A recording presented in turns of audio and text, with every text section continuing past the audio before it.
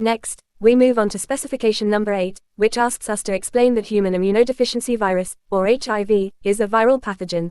So in this section, we will study HIV, understand that it is caused by a virus, and learn how it infects humans and causes disease. Human immunodeficiency virus, or HIV, is a viral pathogen, which means it is a virus that causes disease in humans. Unlike living cells, HIV is not a complete cell, it consists of RNA enclosed in a protein coat. HIV can only reproduce inside host cells, which makes it an obligate intracellular parasite.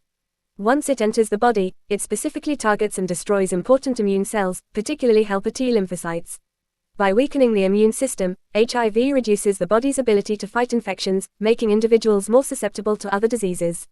The structure of HIV includes an RNA genome, a protein coat called the nucleocapsid, and a lipid envelope. It also contains enzymes such as reverse transcriptase and integrase, and proteins like GP120, GP41, MHC protein, and matrix protein, all of which play roles in infection and replication.